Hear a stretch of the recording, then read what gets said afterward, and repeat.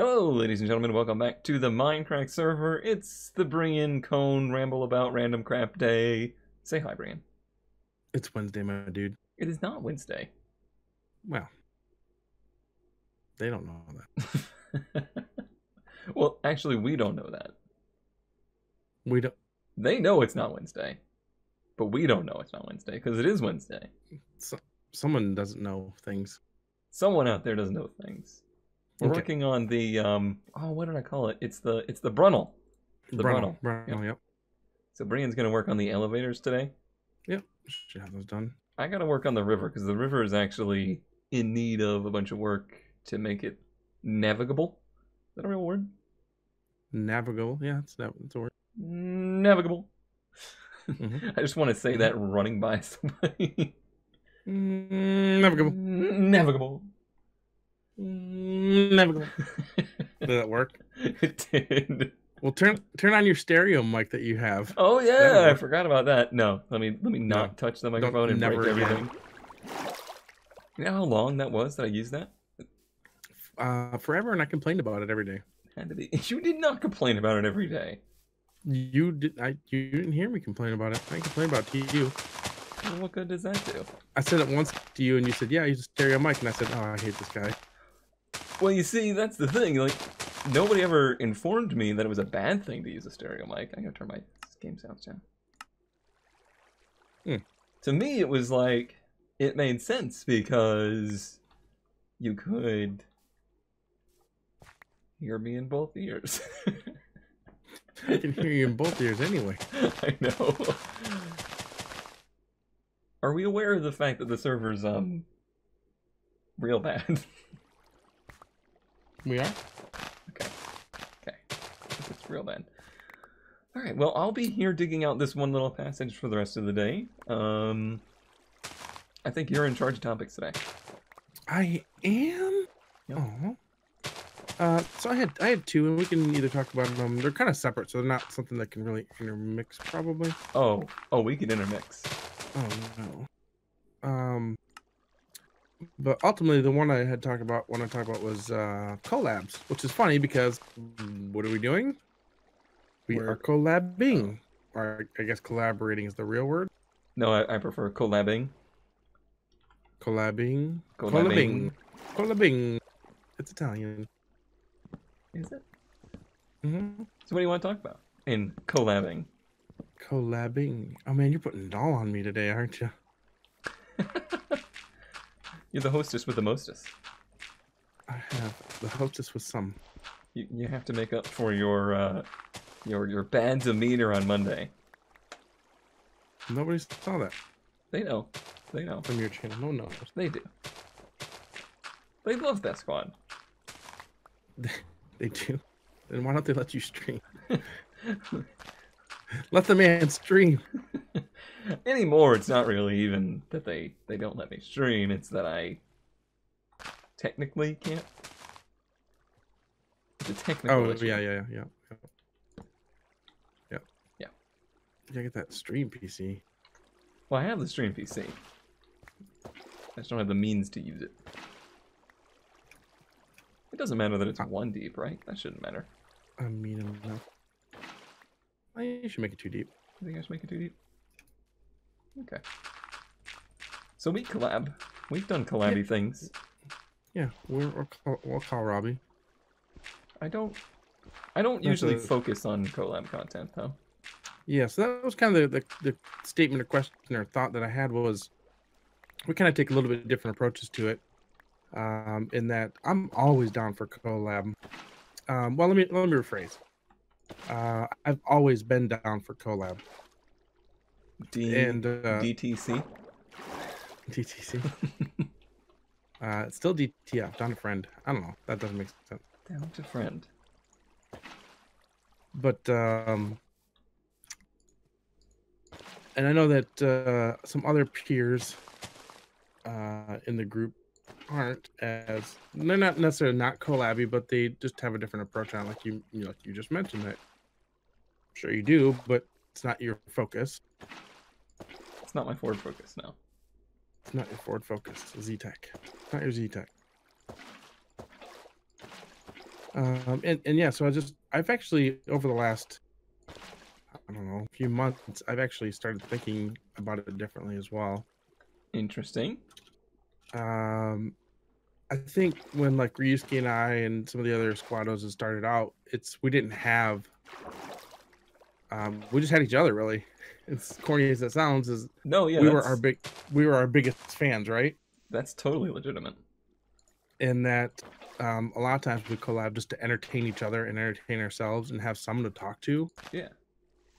And now that we're, you know, all kind of budding out our own communities and a lot of crossover in those communities, so there's still collabs are still good, but now that we have kind of our own, starting to forge our own set of community, it sometimes feels weird. It does, and I think it's different on Twitch than it is on YouTube. Like the days of old, the days of yore, when, like, say the Mindcrack server was fresh and new, collabing was a pretty big part of it. Like, I think that's part of what made Mindcrack was the interaction. It wasn't frequent.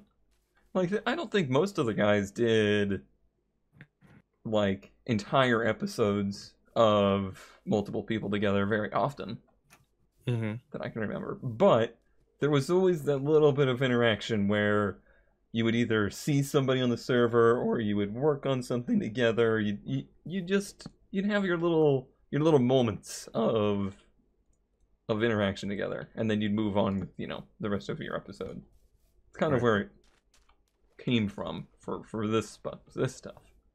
But with Twitch, because Twitch has a live chat, and in general people are not as savagely awful in Twitch chats as they are in YouTube chats or comment sections, I think it's easier to grow a community that, like, is part of the content, not just a fan of the content. Does that make sense? Yep. So that's where I think some of that difference comes from. And it could be where people come from as well. As you came more from YouTube originally. You've been streaming for a long time, but you know, and also that's your, well, we'll talk about that in the second conversation. Oh no. That was still your focus. It still is your focus, is, you know, kind of the edited video content of non-racing games. And so maybe that's more comfortable for you. I just feel like if I didn't have chat and if I didn't have collabs, I would lose my mind. I mean, I've streamed to no one before. We all have at some point. And you know, it's hard to stay motivated when there's not someone there to talk to, in my opinion. Absolutely.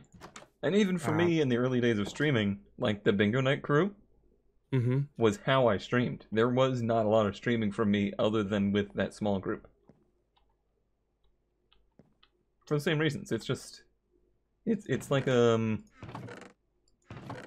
hesitate to use this verbiage, but it's like a security blanket. You know, you don't feel like you're just out there alone and unable to fill the void. Is there any coal here? There's Michael. Coal. Oh, there is. Cool. I'm gonna torch the river. This is now Torch Tuesday. And you know, I guess collaboration could also be, there could actually be passive collaboration as well. Yeah, that's a good description of it. Of how just being on the same server as someone, like the Pixelmon server has 40 members now. And you know, Beef, it all started with Beef. You know, maybe someone else suggested it, but he's the one that kind of rounded up a lot of these people and said, hey, if anybody wants on, let me know. I think I was there for the the inception of this. Like, Beef just really wanted to play again, but you could just tell that he wanted it to be, I honestly think he wanted some of that Mindcrack kind of feeling back. Like, he wanted some of that content creator focused community built around it. Yep.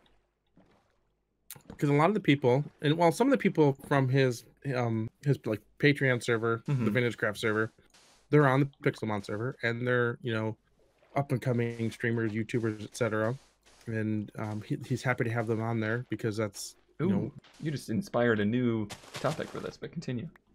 Oh yeah. So it's he's happy to have them on there because, you know, he wants it for content creators. It doesn't have to be big or small. It's just people that are going to, one, have some level of professionalism, and know that if you're streaming or creating a video, that the other people that are on the server aren't going to sit there and flock around you. Yeah. They're not going to say stupid stuff in chat.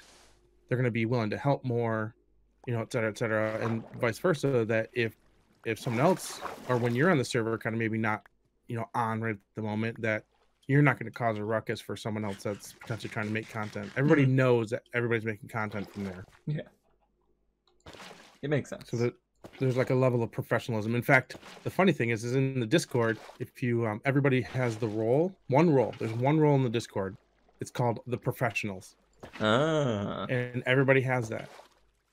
Because everybody in there is a content creator. Nobody kind of weaseled in like, oh yeah, this is my friend's uncle's, you know, nephew. Right. You know, and is everybody in there is a content creator making some kind of content. Not and to when say I that every content creator is going to be professional, but true. It's a better base than just a normal gamer, I would say. Yep. And there's some level of we'll have to see how the fandom works out because on the server there's of course Beef, who you and I have known for a while, and we've played games together in the past. You know, so some of that fandom's worn off for certain. But there's other people on there like Etho. Like, I'm still a huge fan of Etho. I'm obviously not going to fanboy all over him, but I just learned recently that Captain Sparkles is also on that server. Right. You know, I don't think he's made any content yet, but you know, he's probably going to make a few videos, and you know, I'll probably watch him just to support him. But it's another one of those things where like I've met Jordan, I've had dinner with Jordan. You know, not he probably doesn't remember who I am, but you know, it's just still one of those like. Jordan's on here, Etho's on here, Beef's on here. I'm not going to make an ass out of myself. Yeah. And I think even other smaller, maybe I don't want to say immature as in like mental state, but more immature as in content creation state. They're still, you know, immature creators are going to maybe, you know, behave a little bit more because of who else is on there. That makes sense. And that is, I like your description there of passive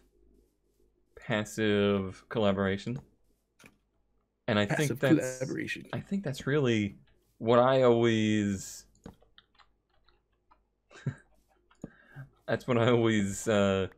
desired out of this. That's what I was always missing.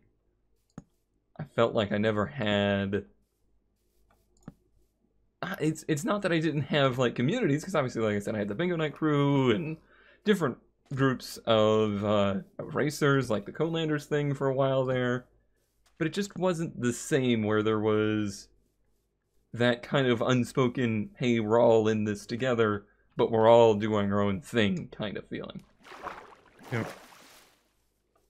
Now, whether this server will ever be that to that degree again is left to be seen, but there is an interesting dynamic there. Well, it doesn't have to be this server. It could be the people from this server, which is essentially what happened now on that Pixelmon server. It also happened with 7 Days there for a while. Yep. So yeah, you never know. Interesting. How do I get back up here?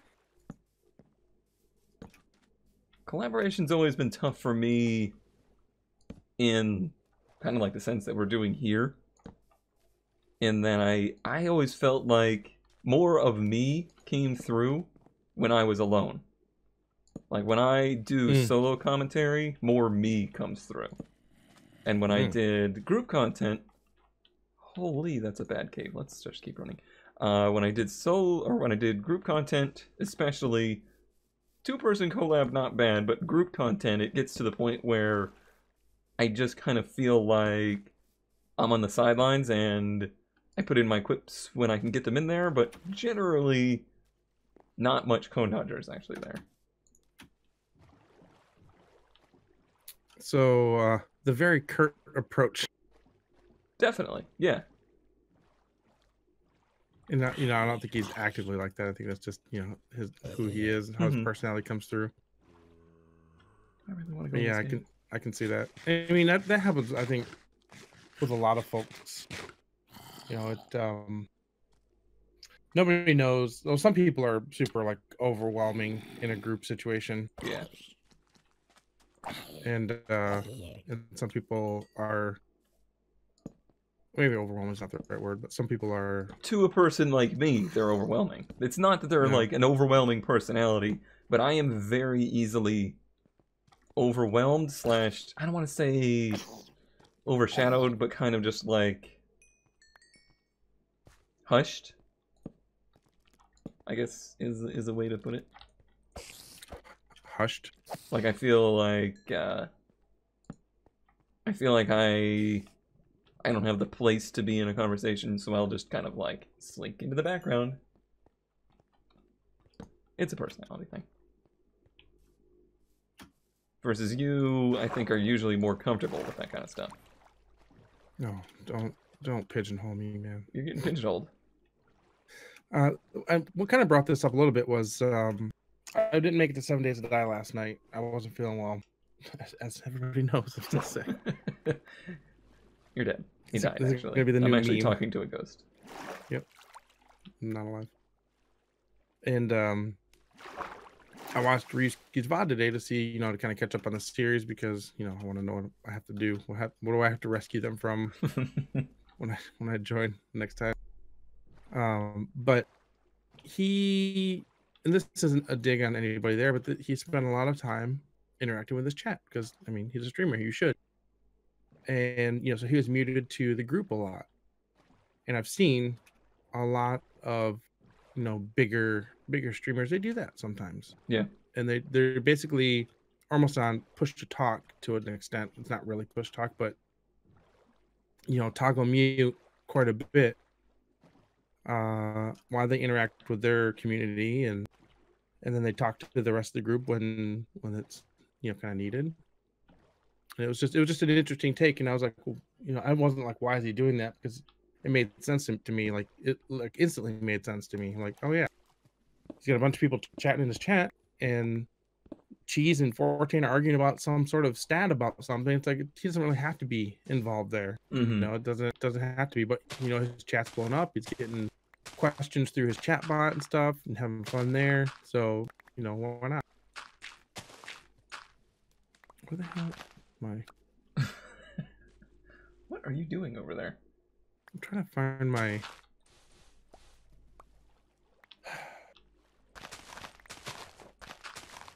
All right, well, how about this? What we're doing now, I feel, is my own unique breed of collaboration in this industry. Look at these big terms. Big words. Yeah. In that, I really like to be part of other people's content, and for the sake of helping their content rather than creating my own. And I think that is a role that doesn't get taken very much because, well, you don't make money that way. Yeah, that's pretty obvious. However, you can, kind of like how it used to work with the Mindcrack group, you're helping create content for the entire community. And in that, it kind of helps spur your own community's growth and building connections there. And just, I feel so much more familiar now amongst all of the Mindcrack group. Mostly through stuff I've just done with people, not necessarily content I've created. Right. So that's why when, say, we do Best Squad, I feel totally fine that I'm getting basically nothing out of it. Because what I'm getting out of it is I'm helping you guys out. Hopefully. I mean, I don't know. Maybe I'm replaceable. And in that, I'm becoming more, a recognizable face amongst people. So there's still some value in it. Right. Yeah, you're still getting something out of it. I've said this before, like people when when someone says, "Oh, this new thing came out for Twitch," or Ninja's doing this thing or whatever, and they're like, "Oh, Twitch is gonna make more money," or bring more people in or whatever. I'm like, in my mind, growth for the platform is growth for everyone. Ooh, I just talked about that today in Wednesday's video, Oh, really? which was very late, actually, so you haven't seen it. So growth for our community and the creators in that community is growth for everyone in that community. Mm-hmm. Even if it's not instantly financially stat based recognized. You're not getting 3 extra followers today because you collabed with me. Yeah. But it does even out over time, I think. It does, and you mentioned like you're also helping. Hi. You're also helping. Try to go up that. I'll try. Ignore the other. Ignore that. Don't. Got it. Okay. Bad things are already happening. Well, my boat sunk, so that's a problem. Oh, and it popped me out of the boat. Yeah. It's fine. It's great. I enjoyed it. I think part of this problem is I put panes down here so it didn't look so fat. Ah. But I think the panes might get you stuck because they're not full.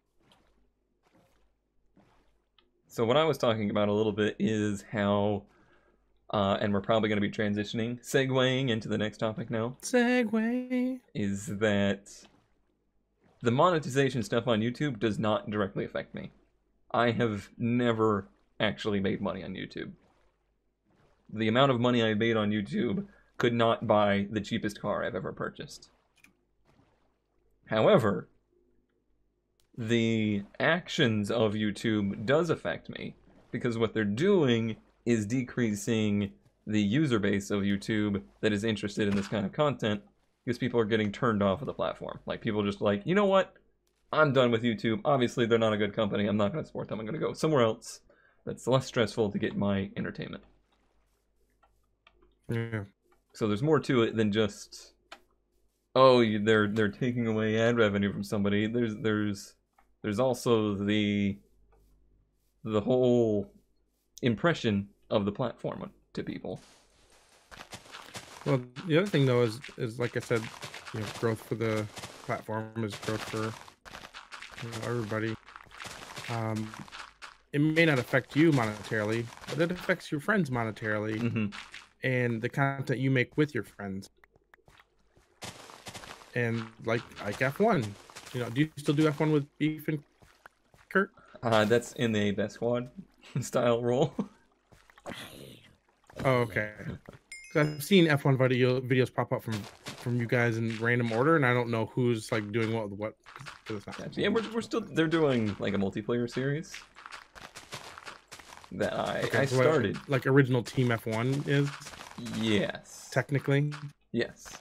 And you're just there? Well, it started out as the 3 of us, but I ended up not being able to record it, so I didn't take part in the recording. But I'm still there. I still show up. Nice race. I show up. I show up. Give him 110%. This is awful. I've made this awful. I'm doing great. These are good things happening over here. What are you doing? I'm just clearing the paths, making it pretty, putting in the lights. I want to do some like arrows, like it's a jet moto track. Everything's going well. But yeah, that kind of leads us into the whole discussion on copyright. I didn't know if I should bring it up or not. It's like I said, it doesn't affect. Well, I don't want to say it doesn't affect me, because it certainly could affect me even on Twitch. Yeah, it's an industry thing. Like it's something that I commonly fear Twitch will get themselves wrapped up in. Like they're gonna follow that same path of being so obsessed with what their advertisers want and need, and then so obsessed with trying to, make amends with the trademark stuff and the copyright stuff and the users and the creators will get left in the dust. What's your take on all of it? Like, what's your position here? So I don't. So from the most recent one that happened with the F1 stuff, or F1 management, which is I'm assuming some faction of the FIA, Mm-hmm. is claiming videos, F1 gameplay, not F1 races, F1 gameplay, and claiming it, as their own, and screwing a bunch of content creators that play that game. So that's what we're ultimately talking about, or what brought this up. So I don't know the licensing deal between Codemasters or whoever makes that game and F1. Is it Codemasters? It is. Yeah, so I don't know the licensing agreement between Codemasters and FIA. So it's hard for me to say fuck FIA or F1 management because they're doing this blah, blah, blah. Codemasters may never have had the right in order to allow creators to create content with all this licensed material, brands, teams, people. So I don't know the legalities behind that. If there's something on Codemaster's website that says you can make content out of this and now it's getting claimed, then that's obviously bullshit. But okay, I do believe that is indeed the situation. Okay. However, I don't think it was an intentional thing. I don't think the FIA/FOM went in and was like, you know what? We're really tired of all these people making videos in Formula One game, and we're not getting a cut out of it. I don't think that's what the situation was. I think the situation, now this is all speculation on my part, is that somebody was going through and they're probably tasked. Like, you gotta imagine somebody's tasked with this. How do we protect the Formula One trademark? Because trademark protection is an important facet for a company that big. Mm-hmm. And they realized that there was probably some officially licensed F1 related content related to like trailers, gameplay footage, and esports tournaments out there, and they didn't want people to repost that stuff as their own, pretending to be the FIA or F1. However, because the user interaction with the content ID system is so poor, like nobody fully understands how this works. Would you agree? No, I don't think anyone does. The problem is, I don't think people at Google know. No. So the problem is, at the cusp of this, nobody understood what putting those videos into the system would mean. And what it meant was anybody that had footage from the F1 games that looked anything remotely similar to those trailer footages or esports, videos, which could very well contain gameplay, we're all going to get caught up in that automated system. I don't think they had any idea that would happen. Mm-hmm. The problem there is, obviously, I don't think that's ever going to be a perfect system. Like, how in the world would you differentiate between somebody's Let's Play and a game trailer? You couldn't. Well, not to the best of our current ability. I think so. I think they can. Without human interaction? Yep. And they do that now with like children's videos and stuff. It's a huge, huge thing. Is that if you watch some children's videos, sometimes they are inset into a frame or at a different perspective, or there's like every Family Guy episode on YouTube they do that. They put it in like 4:3 in a so that someone has modified it from its original version so that way it doesn't get picked up by the system.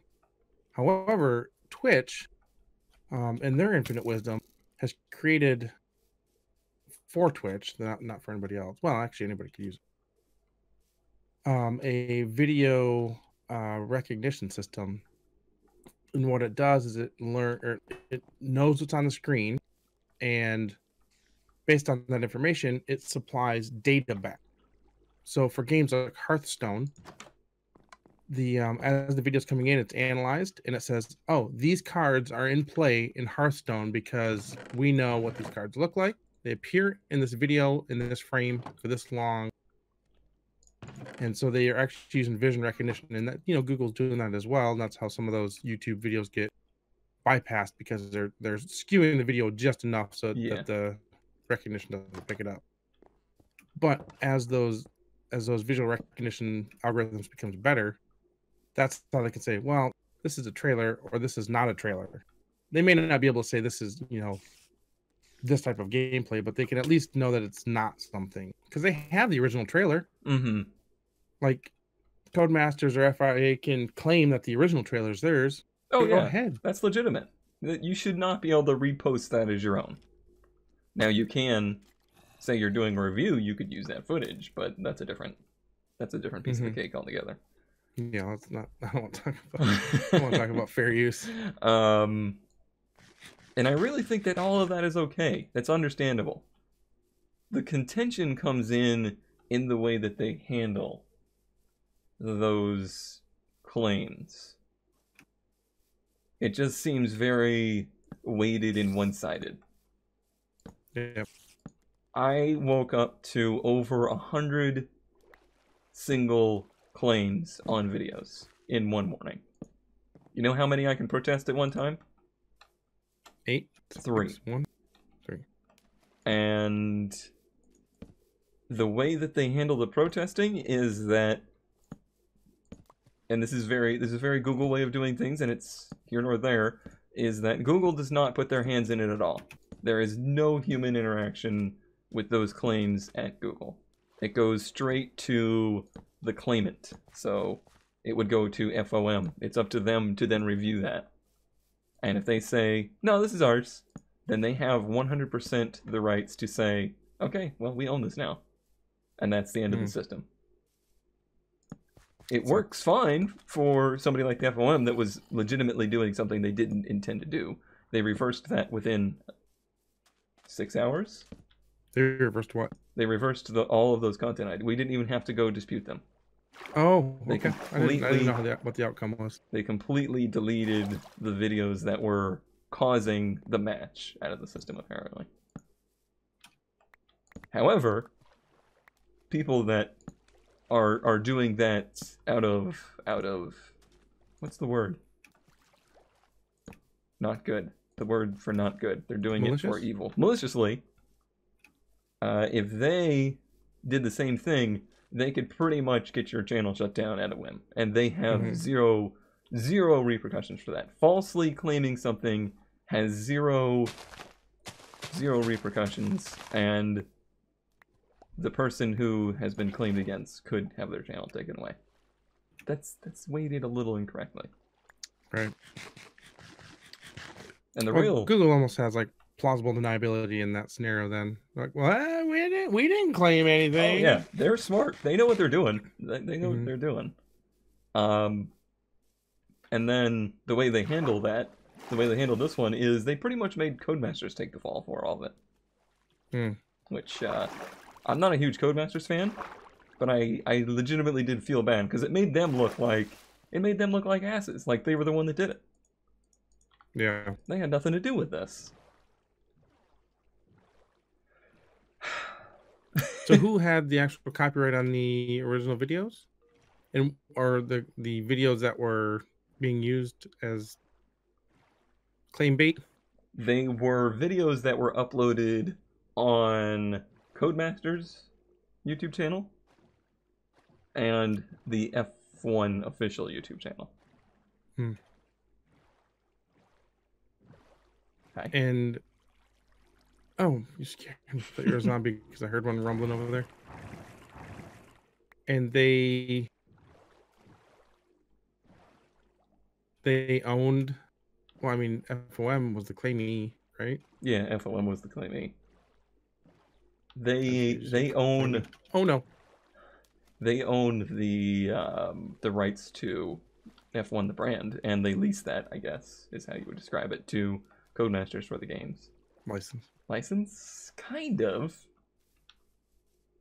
But is it really a license if they still completely own it and can take it away in a whim? Yeah, that's what licensing is. Oh, I don't know. It feels gross. Like if you license, the NFL football team to make some hat maker and they make a bunch of hats, you can say, stop making these hats.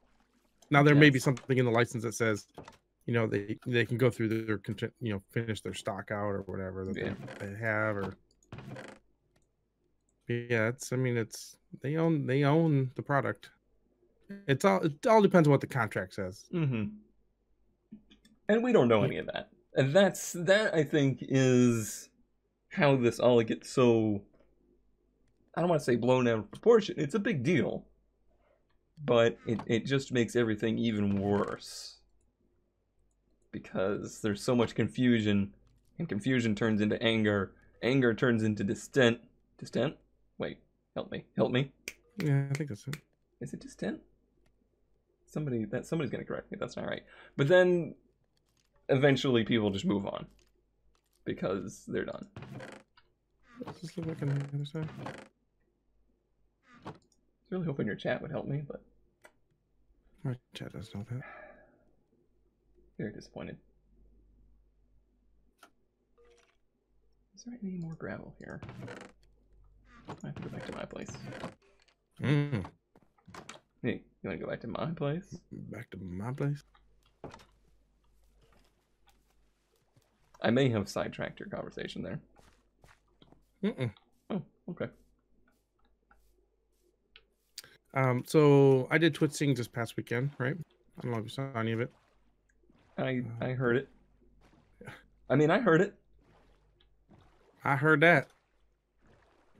And Twitch has made agreements, or Harmonix, or whoever's building the game, has made agreements with companies to license the music, so that way it doesn't get claimed through the Twitch audio matching system.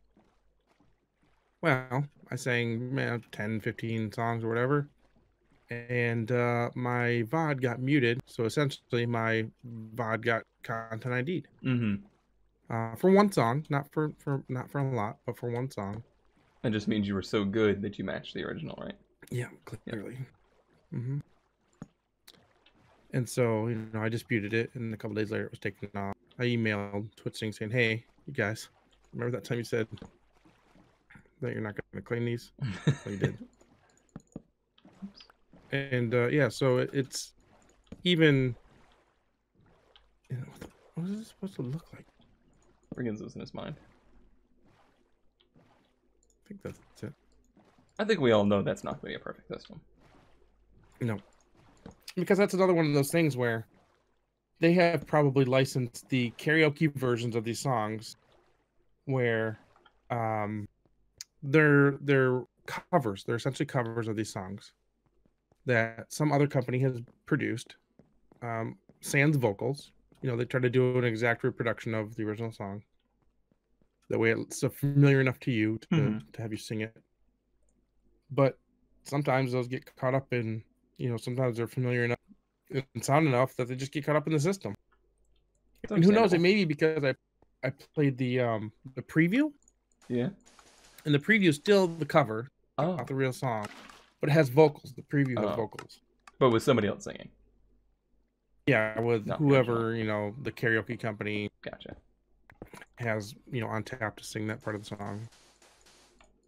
Because some karaoke songs, like if you go, what? I'm sorry.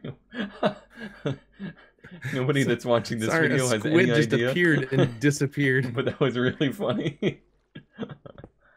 So some karaoke companies will, when they recreate the songs, they'll recreate them with vocals. And then it's on a separate track. So the karaoke machine has a knob that you can turn vocals up and down. So it helps people. So they actually do record, not everybody, not all the karaoke songs, but some of the karaoke songs will have those backing tracks that you can turn up, turn down.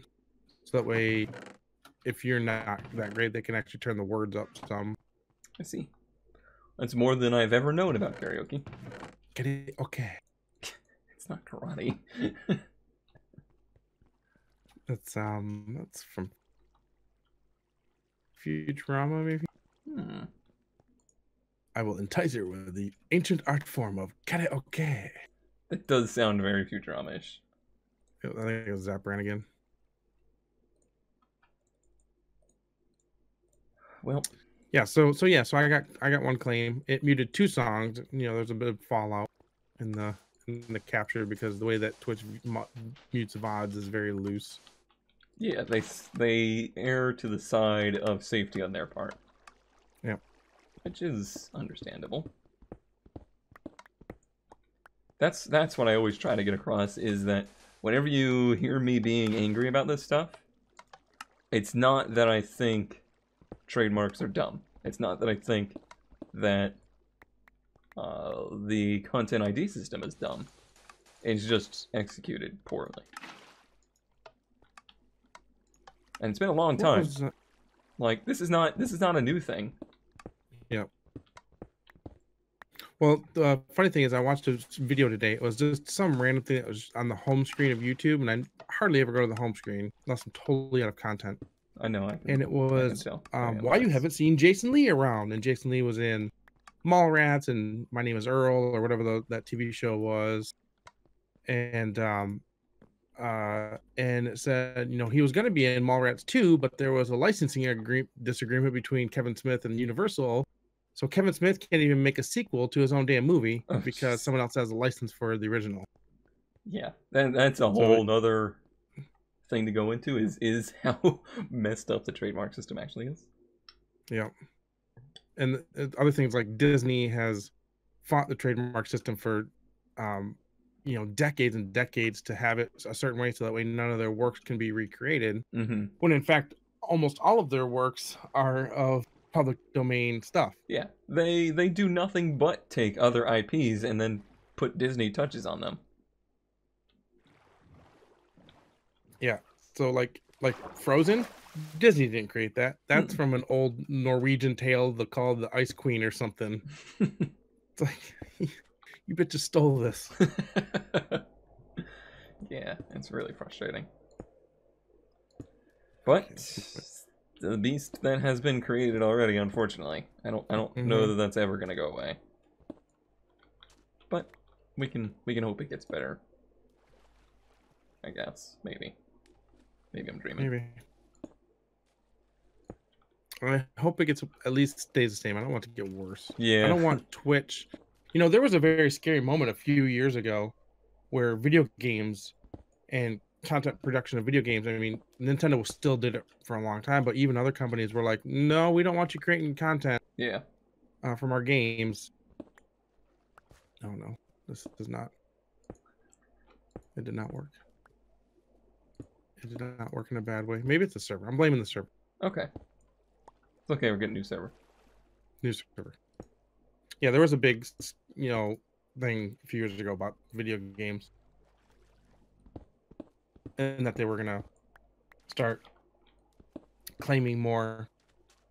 And people were like, well, how am I supposed to promote your goddamn game if you won't let me play it on a medium that promotes it?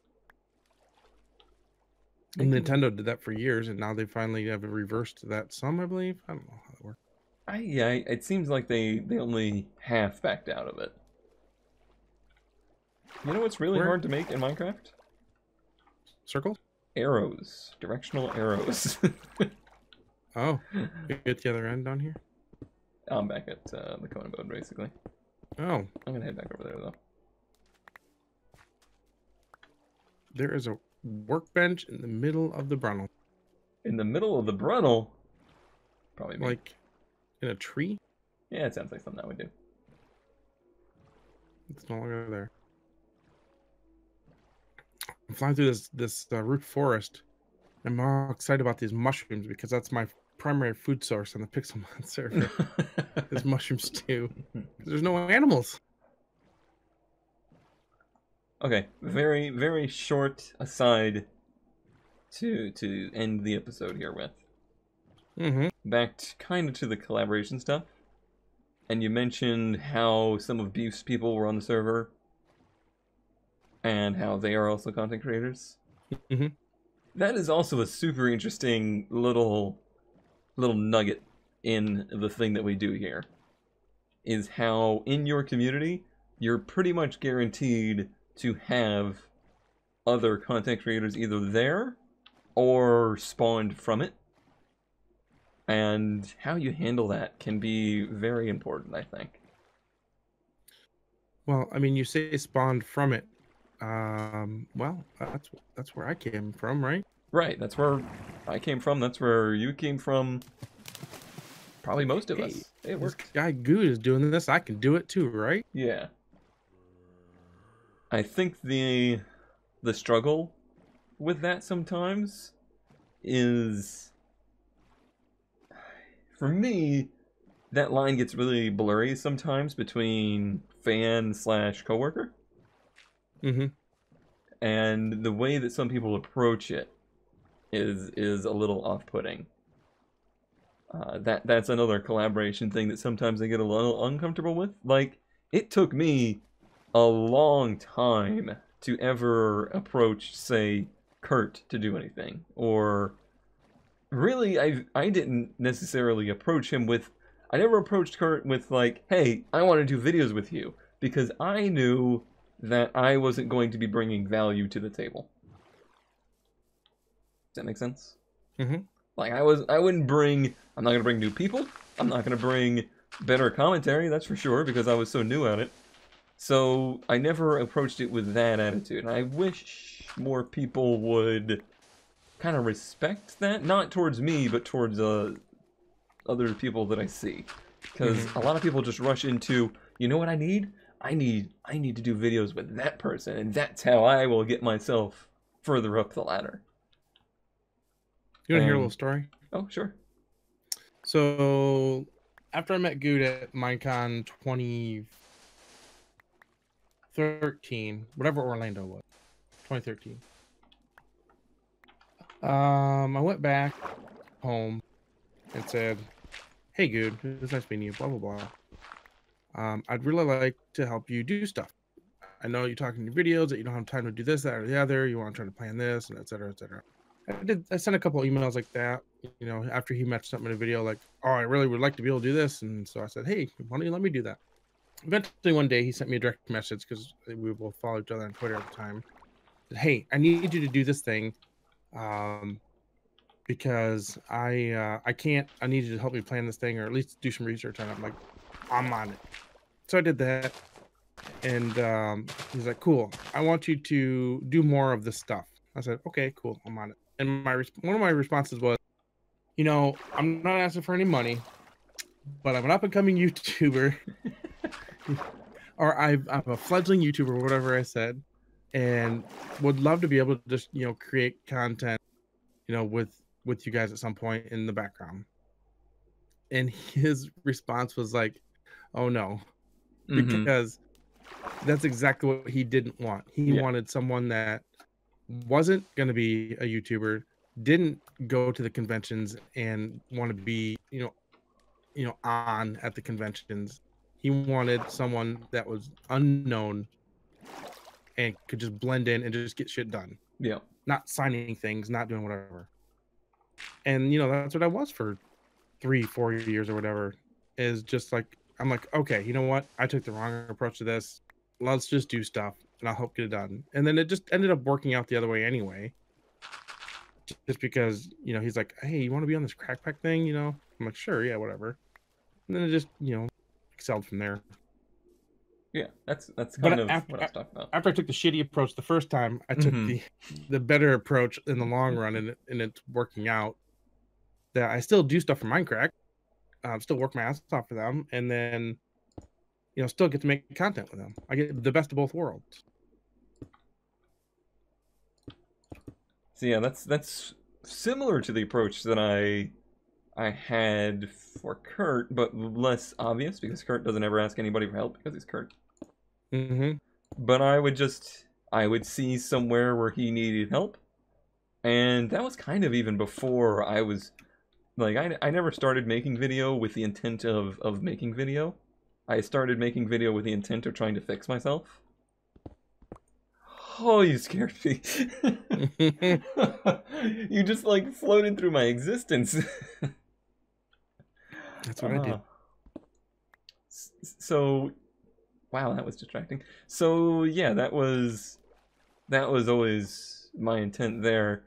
And just like you said, through doing that, it ended up putting me in a position where we were, familiar enough with each other that the content just kind of happened from there.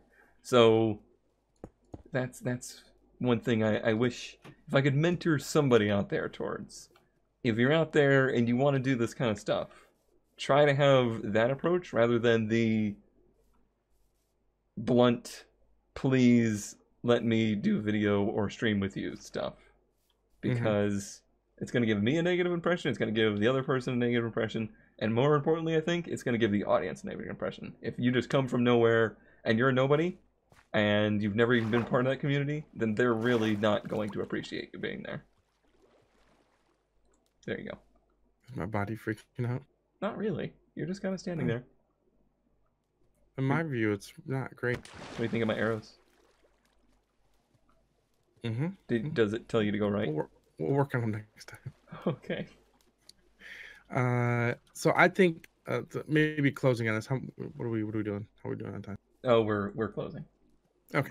In closing and in summary, I kind of taken a different approach to it. Is that I feel, and maybe this will change as the community grows. But I like to be super opening, inviting to other creators and even just other gamers. We've done a lot of community game nights.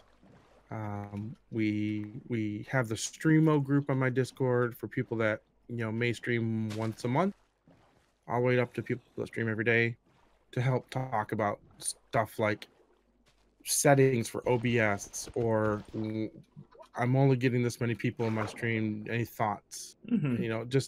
Just trying to help each other out in any capacity. And so my approach is, I'm not gonna necessarily shy away from someone and be like, "Hey, I want to be a big time streamer like you," and then I'll laugh for about 10 minutes, and then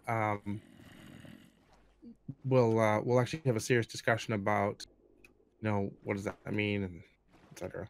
But I'm more inviting to helping other streamers, helping smaller streamers or bigger streamers, or other streamers, I just should say, and even other gamers, to try to find a place, whether that's streaming or gaming. I don't know. That's the approach I take. I guess I'm more of a planner in that way than perhaps. And I guess follower. Yeah. I mean, I have had that. Like, I've had people that I've just felt like I want to, put them under my wing and carry them to famedom, even though I don't have any myself. It's just there's a certain way for people to approach that makes me feel better about the situation. People that just cold call or DM me and want something, basically. That doesn't sit well with me. Absolutely. Even as a nobody. And I can't imagine it sits well with anybody else. Yeah. And I'm not even to the point where I want to mentor someone or take them under my wing or be their stream Sherpa. What? I should be the last person to do that. I don't know why anybody ever asked me anything. Basically, just look at every decision I've ever made, do the opposite. I just want to foster the environment, so that way it's other people helping other people, and give them that environment to do it. And I'll be part of that environment. I'm not saying like here's a place for you to scream about streaming and never actually interact with myself. Yeah. But I don't want necessarily. I'm not like the lead in that aspect. And I think that's great. Bye, everybody. Bye-bye.